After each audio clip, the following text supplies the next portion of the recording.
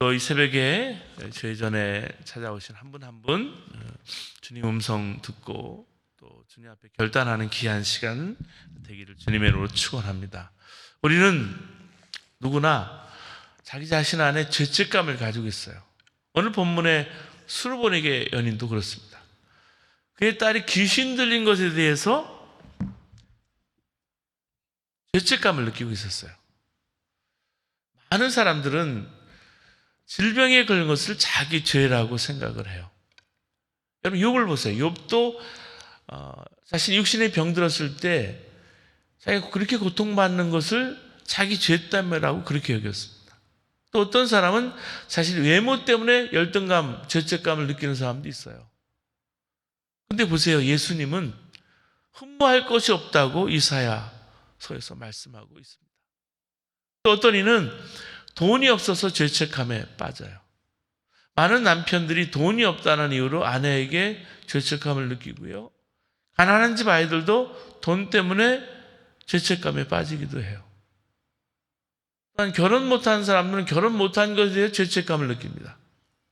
이런 삶의 여러 가지 죄책감과 열등감이 우리를 얽어매고 다른 사람과 담을 쌓게 만들고 그 결과 나를 나답지 못하게 만드는 거예요. 우리는 우리 자신의 문제도 아니라 가족의 문제, 주변의 문제를 내 문제로 생각하고 그 결과 자기 인생을 당당하지 못하게 사는 거예요. 이렇게 죄책감과 열등감에 사로잡혀 있는 우리들을 향해서 주님은 내게 오라고 초청하고 있습니다. 죄책감에 빠져 있는 우리들이 예수님께 나아갈 때 도리어 능력이 된다는 말씀이에요. 이 자각된 죄책감에 대해서 예수님은 회복시키시고 치유하고 계세요.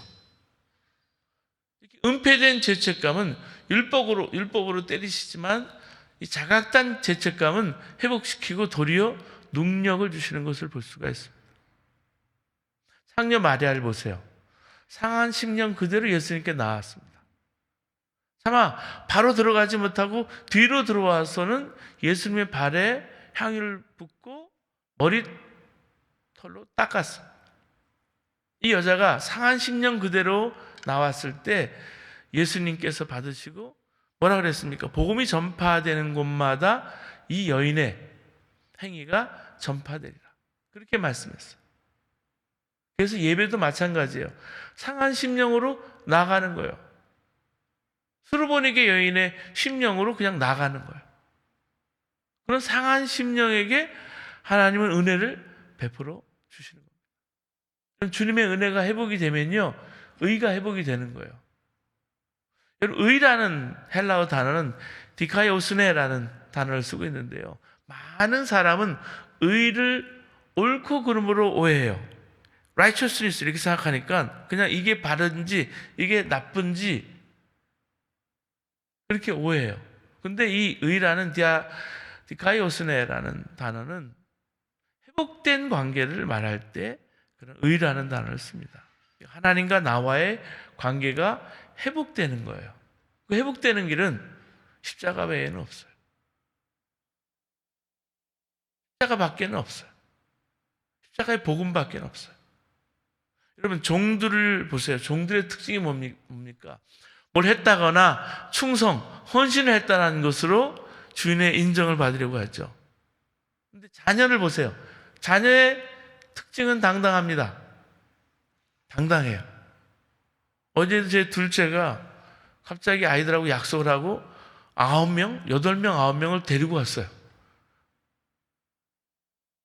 생일이라고 이제 많은 아이들을 자기 집으로 데려왔는데 집에 들어오기 전에 뭐 부끄럽고 창피하고 이런 게 없죠. 그냥 당당하게 들어오는 거예요.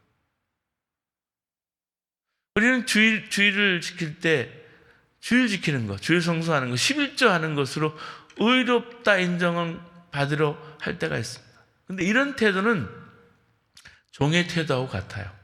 행위로 인정받으려는 것은 종과 같다는 말입니다. 율법으로 인정받으려는 것은 종과 같은 거예요. 이제 종로를 그만하고 하나님의 자녀가 되라. 이 말씀이 로마서하고 갈라디아서를 일관되게 말씀하시는 주님의 이야기입니다. 깨진 심령으로 하나님께 나오면 은혜를 맛보게 돼 있어요. 은혜를 맛보면 하나님 관계가 회복됩니다. 의인은 관계 회복에도 불구하고 밤낮 자기 행위로 의를 얻으려고 하는 종의 모습이 돼서는 안 된다는 말씀이에요. 두려움에는 형벌이 뒤따른다 그랬습니다. 두려운 것은 종의 영성을 말하는 거예요. 믿음은 그렇지 않죠. 하나님의 자녀로 당당하게 나아가는 거예요. 은혜 보좌 앞에 당당하게 나아가는 거예요. 누구든지 수로보니게 여인처럼 예수님께 나아가면 예수님은 그런 우리를 회복시키시고 치유시켜 주시고 은혜를 부어주시는 거예요. 그러면 그 의가 회복이 되는 거예요. 그 의는 관계 회복을 다시 한번 말씀드리지만 관계 회복이에요. 그 관계에는 기쁨이 있고 하나님의 자녀가 되는 당당함이 있습니다. 예수님이 수로보니게 여인에게 가르쳐 주시려고 한 것은 이게 진짜 의가 뭔지 그리고 자녀의 영성이 뭔지를 가르쳐 줍니다. 너는 개가 아니라 부스러기를 주워먹는 개와 나와의 관계가 아니라 개가 아닌 하나님의 자녀이니라. 그리고 자녀로서 당당함을 가지라는 말씀. 우리도 수로보니게 여인과 같이 밤낮 죄와 열등감에 사로잡혀 있어요. 그러한 우리에게 예수님은 다가오셔서 너는 나의 자녀라 이 시간 말씀하고 있는 거예요. 여러분 우리는 정말 부스럭이라도 주려는 마음으로 하나님께 왔어요. 하나님은 그것을 은혜로 우리에게 주시는 거예요. 예수님이 갈릴리 북쪽에 있는 두로 시돈 지방을 거쳐서 갈릴리 호수로 이렇게 돌아오셨을 때 사람들이 한 사람을 데리고 왔어요. 그는 귀먹고 어눌한 사람이었습니다. 사람들은 예수님의 소문을 들어 알고 있습니다. 귀신 들린 자를 고치시고 각생 병든 자를 고치시는 그 예수님의 능력은 갈릴리 호수 주변에 사는 사람들에게 소문이 났어요. 잘 알려졌어요. 사람들은 소문만으로 듣던 예수님의 능력을 눈으로 확인할 수 있게 되기를 바라고 있습니다. 하지만 예수님은 그 사람을 사람들이 없는 곳으로 데려갔습니다. 사람들의 기대를 저버린 거예요. 예수님 그 가련한 사람의 치유를 사람들의 구경거리로 만들고 싶지 않으셨습니다. 예수님은 손가락을 그의 양귀에 넣으셨습니다. 그리고 침을 뱉어서 그의 혀에 손을 대셨어요.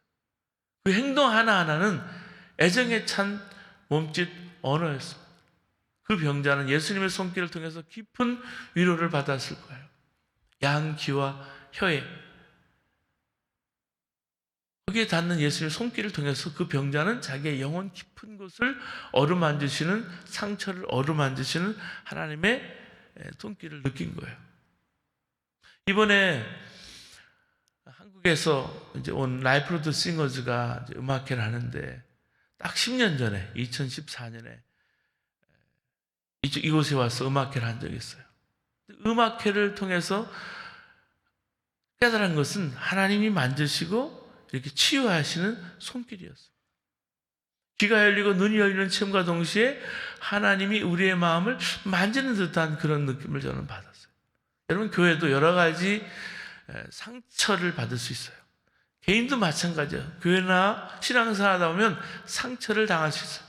관계련한 상처, 오래된 기억을 인해서 벙어리 냉가슴처럼 말하지도 못하는 아픔들이 우리 속에 있어요. 가정도 마찬가지예요. 자녀들도 마찬가지예요.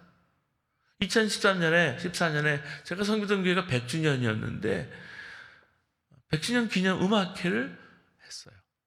라이프 로드 찬양 선교 집회를 마치고 은총만이라는 그때 선교사님이 중국 광저우에서 사역하고 있었는데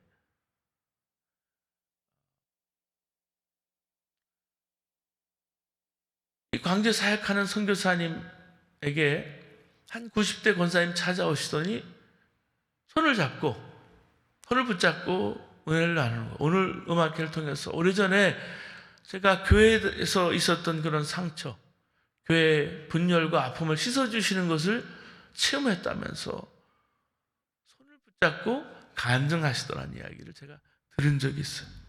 그게 10년 전이에요. 여러분 오늘 본문에도요, 예수님은 하늘으로 탄식했어요.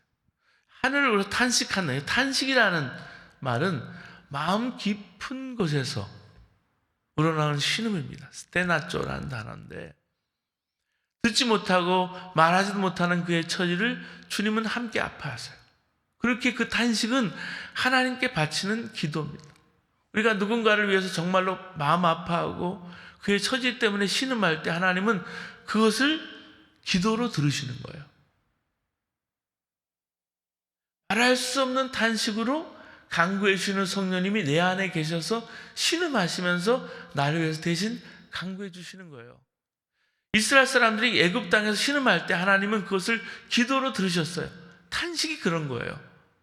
여러분 탄식만 나올 때가 있잖아요. 기도가 안 나오고. 이와 같이 성령도 우리 연약함을 도우시나니 우리가 마땅히 빌 바를 알지 못하나 오직 성령이 말할 수 없는 탄식으로 우리를 위해 친히 간구하시리라. 누군가 널 위해서 기도하네라는 찬양이 있죠. Someone is praying for you. 그 someone이 누굽니까? 성령님이에요. 성령님이 나를 위해서 대신 탄식하고 간구하신다는 말씀이에요. 예수님이 깊은 이 탄식 후에 주님은 외쳤어요. 에바다. 에바다라는 말은 열리라라는 말입니다. Be opened. 아람어예요. 그 사람은 귀로 주님의 음성을 듣지 못했을 거예요. 그러나 그의 존재는 주님의 음성을 들었어요. 치유됐어요. 말하고 들을 수 있게 됐어요. 빛이스로 하시는 하나님의 음성이 빛으로 세상이 창조된 것처럼 우리 주님도 말씀으로 새로운 삶을 창조하십니다. 주님은 몰려온 사람에게 아무에게도 이 일에 대해 소문을 내지 말라고 했지만 경계할수록 그 소문은 널리 퍼졌어요. 자기 속에 불꽃이 일고 있는데 그것을 어떻게 품고만 있겠어요? 이 말씀 보면서 이 병자는 참 행복하다라는 생각을 했습니다. 마음으로 기도하게 돼요. 주님, 들어야 할 것을 듣지 못하는 제 귀에 손을 좀 넣어주세요. 해야 할 소리를 하지 못하는 제 혀에 손을 좀 대주세요. 오늘도 주님은 나를 보고 탄식하고 계신데 주님의 탄식을 듣지 못한 채 살고 있어요. 주님, 저를 향해서 외쳐주세요. 에바다. 우리는 말귀를 알아듣지 못하는 사람 보면 답답하잖아요. 그렇죠? 한때 10년, 20년 전에 유행하던 것이 사오정 시리즈라는 유머예요. 상황에 맞지 않은 엉뚱한 소리를 하는 사람을 가리켜서 사오정 같다 그런 말을 하죠. 어떤 할아버지가 결혼 50주년을 맞이해서 할머니와 좋은 시간을 보냈답니다. 이제 해질녘쯤 돼서 바닷가 벤치에 앉아 있으려니까 좀 비감스러운 생각도 들고 살아온 나날이 참 고마운 생각도 들어서 생전하지 않던 말을 아내에게 건넸습니다.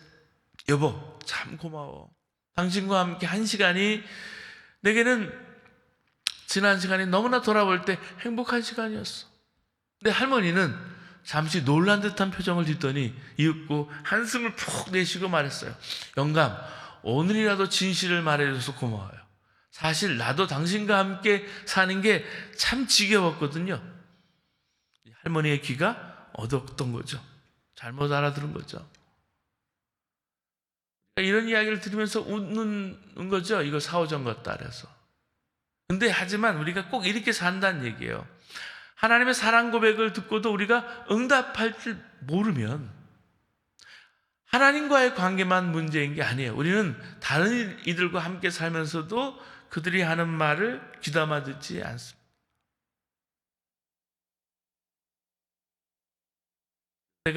제가 이렇게 자녀의 말을 잘 귀담아 들을까? 말을 많이 하지 않는 아버지라고 해도 자녀의 말을 귀담아 듣는 아들, 딸들이 장례식장에서 우리 아버지는 참, 여러 가지가 있지만 참 잘 들어주셨어요. 그런 말 하더라고요. 말뿐인가요? 그 눈빛에서 하는 말, 표정이 하는 말, 그걸 듣고 살아야 되는데 듣고 살고 있지 않아요, 우리는. 여백이 없어요. 왜 이렇게 됐을까? 돌아보면 첫째, 우리 삶이 바쁩니다. 다른 존재의 소리에 귀를 기울일 정신적인 여백이 없어요. 여유가 없어요. 여러분, 누군가의 말을 들으려면 퍼즈해야 돼요. 멈춰서야 돼요. 근데 이민사회를, 디아스포라 사회를 살아가는 우리 삶은 그냥 페달을 밟지 않으면, 멈추면은 살 수가 없는 그런 때를 살아왔어. 왜냐하면 페이먼트하기에 바쁘고,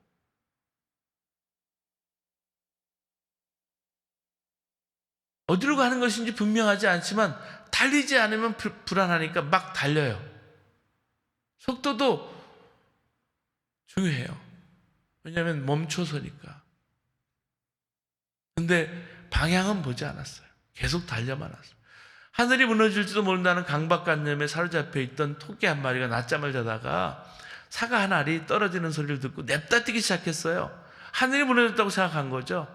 다른 동물들은 영문도 모르고 토끼를 따라 뛰네요. 누구 하나 멈춰서서 왜 자기들이 이렇게 뛰고 있는지 물어보지 않아요. 이런 꼴이 아닐까. 서로가 분주하기 때문에 부부 간에도 깊은 대화를 못합니다. 부모 자식 간의 갈등도 마찬가지. 아이들이 잘해주기만 바라지만 그 존재에 귀를 기울일 시간을 좀처럼 내지 못하고 살아요. 아이들은 아이들대로 바빠서 부모 세대의 이야기를 귀담할 시간이 없어요. 우리는 말이 넘치는 세상에 살아요. 하지만 그 말은 우리 마음 깊은 곳까지 이르지 못하고 껍데기들이 많아요. 그래서 자녀들과 부모들이 함께 예배드리고 함께 부족하지만 어눌하지만 서툴지만 부모가 영어로 또 한국어로 자녀로 소통하고 같이 나누는 게 중요할 때가 많다는 얘기예요. 사람들은 말을 가지고 서로 피부만 긁고 삽니다. 서로 깊은 곳에 있는 상처나 기쁨을 어루만지지 않아요. 둘째는 우리가 마땅히 들어야 할 소리 듣기에는 세상의 소음이 너무나 커요. 세미한 중에 주시는 하나님의 음성을 들을 수 없어요.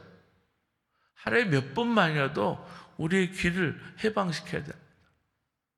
마음을 고요히 하고 자기 호흡에 귀를 기울이고 심장에 쿵쾅거리는 소리를 들여다보면 깊은 곳에서 울려나는 하나님의 음성을 들을 수 있는 거예요. 새벽에 와서 조용히 기도하면서 하나님의 음성을 듣고 느끼는 거예요. 주님을 체험하는 거예요. 주님을 만나는 거예요.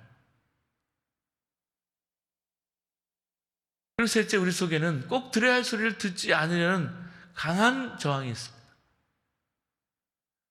단소리는 잘 듣지만 쓴소리는 받아들이지 않는 완고함이 있어요. 우리한테는. 우리의 귀를 멀게 합니다. 여러분, 예언자들의 언어에서는 되게 쓴소리입니다. 그래서 예언자들의 운명이 평탄치 않았지 않았습니까? 궁중에 머물면서 왕들 듣기 좋은 소리를 하는 예언자들은 편안히 살아요. 하지만 하나님의 음성을 곧이곧대로 전했던 예언자는 가시밭길을 돌짝밭길을 걸었습니다. 참소리에 귀를 기울여야 우리 영혼이 성장할 텐데. 그래서 주일날 말씀을 나눌 때 여러분과 함께 요즘 생각하고 있는 것은 로마서를 나누다가 시기와 질투가 뭔지, 교만이 뭔지, 우리 안에 자라고 있는 여러 가지 욕심과 하나님 앞에 나가야 될 우리의 감정의 찌꺼기들이 뭔지 그것을 나누고 있어요. 여러분, 디모데후서 2장 20절에서 26절 말씀 보면 말씀을 가만히 보면 깨닫게 하시는 거 있습니다. 교회는 금그릇 같은 성도, 은그릇 같은 성도, 나무그릇과 질그릇 같은 성도들이 있어요. 그렇지만 귀하게 쓰임받은 성도는 깨끗한 그릇이라고 했어요. 깨끗한 성도. 그러면 성년의 정욕을 피하고 주를 깨끗한 마음으로 부르는 자들과 함께 의와 믿음과 사랑과 화평을 따르라 그랬어요. 그래서 바로 이어지는 교훈이 깨끗함에서 중요한 것이 말에 있어서 주님의 다스림을 받는 자라는 말씀이 뒤에 나옵니다.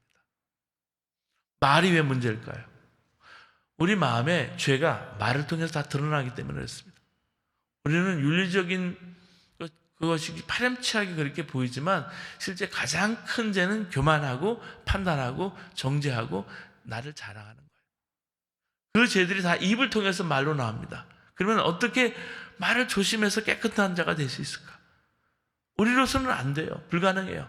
마음을 여러분 다스릴 때 의지로 하려고 하지만 노력으로 되지는 부분이 아니에요. 그래서 수사들이 사막으로 들어갔던 모양입니다. 말할 길을 원천적으로 다 차단한 거예요.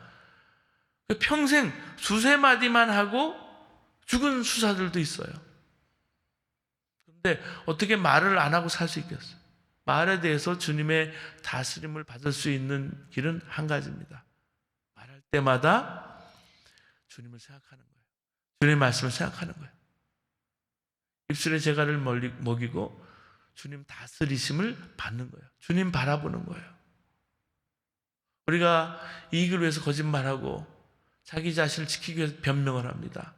한 입으로 하나님을 찬양하기도 하고 이웃을 저주하기도 합니다. 그게 우리예요. 쓸데없는 말은 곧잘 하면서 정작 해야 할 말은 하지 못하고 사는 우리입니다. 그래서 우리가 기도합니다. 주님께서 우리 향해서 에바다 외쳐주시기를. 제 강권을 마지막 여러분과 이 새벽에 나누겠습니다. 서울역에서 노숙인들을 위해 섬기는 유정옥 사모님이 있어요. 그분이 말하지 않아도 들리는 소리라는 책을 썼는데 가끔 제가 소개하는 울고 있는 사람과 함께 울 수 있어서 행복하다는 책을 먼저 쓰시고 이 책을 썼어요. 우리가 유정옥 사모님 책에서 은혜를 많이 받는데 그 글 중에 하나를 소개합니다. 묵직한 우편물 한 통을 받았다. 5장이나 쓴 그 편지에는 처음부터 끝까지 나를 난도질하는 글이 쓰여 있었다. 글이나 말이 비수라더니 나는 그 글에 온몸을 찔려 피를 흘리다 쓰러질 것 같았다. 그들은 한마디로 너는 노숙인들을 빙자하여 내 배를 불리는 나쁜 도둑이라는 글이었다. 편지를 다 읽어갈 무렵 내 손은 나도 모르게 부들부들 떨고 있었다. 그것은 나의 피를 거꾸로 솟아오르게 하는 능욕이었다. 사모님은 너무나 화가 나서 그 자리에서 하나하나 반론을 적었답니다. 말할 수 없는 모멸감에 치를 떨면서 2시간 동안 쉬지 않고 반론을 써보니까 15장이나 됐대요. 일반 편지 봉투에 넣을 수 없어서 서리 봉투에 넣고 우체국에 달려가서 봉투를 풀러 붙이고 우편만 붙이면 딱 되는데 주님께서 조용히 물으시더래요. 딸아, 그렇게나 할 말이 많더냐? 멈칫하면서 두툼한 봉투를 내다보면 있는데 또 말씀하셨답니다. 나는 얼마나 할 말이 많았겠냐. 그러나 나는 곤욕을 당하여 괴로울 때도 입을 열지 아니하였다. 도수장으로 끌려가는 어린 양과 같이 털 깎는 자 앞에서 잠잠한 양같이 입을 열지 아니하였다. 나는 그 자리에 서서 말없이 오열했다. 그리고 그에게 썼던 15장의 편지를 찢어 쓰레기통에 넣었다.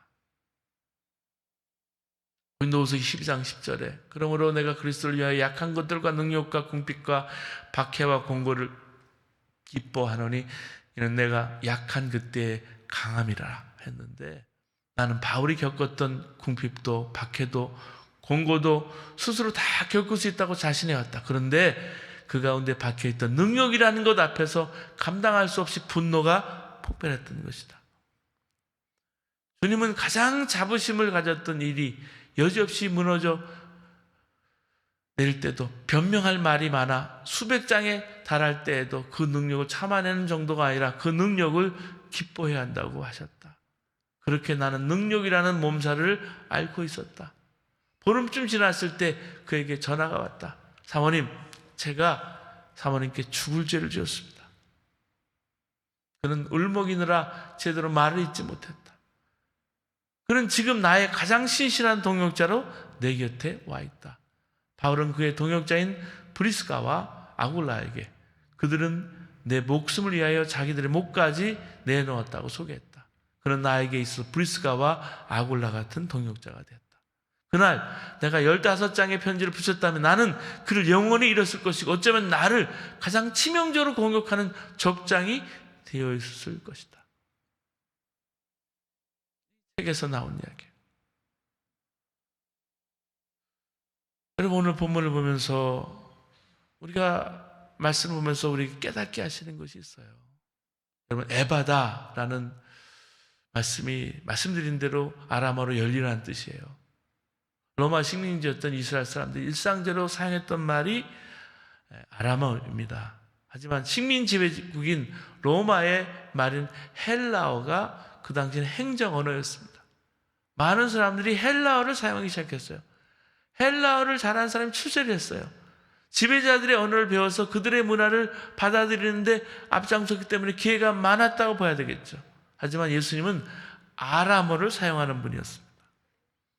예수님은 기먹고 말까지 잃어버린 이 불행한 식민지 동포를 향해서 아람어를 외치셨어요. 누구나 알아들을 수 있는 말, 평범하기 이를 데 없는 그 말이 사건을 일으켰습니다. 구원의 역사를 일으켰어요. 마가가 헬라 말로 복음서를 쓰면서 이 아람어를 번역하지 않은 것은 참 깊은 배려가 있는 듯합니다. 말은요, 사건을 일으킵니다. 사건을 일으키는 그 말을 어떻게 번역할 수 있겠어요? 에바다, 헬라어로 포기하면 의라는 단어, 디아노이테크라는 단어, 맛이 안 납니다. 하나님은 지금도 우리에게 일상적으로 사용하는 말을 통해서 하나님의 역사를, 사건을 일으키기를 원하세요. 주님이 오늘 새벽에 우리에게 다가오십니다. 우리 병든 곳을 애정에 찬 눈길로 오르만지십니다. 주님의 손길이 머무는 곳마다 막혔던 것이 열립니다. 주님께서 우리의 모국어로 열려라, 일어나라 외치시는 주님의 음성을 들으시기 바랍니다. 그 음성이 우리를 살게 합니다. 우리가 잃어버렸던 참말을 되찾고 이웃과 그 아픔과 그 기쁨에 함께 귀를 기울이고 거기에 반응하게 될 때 주님이 우리를 통해서 영광을 받으실 것입니다. 이제 함께 기도하시겠습니다. 말씀을 통해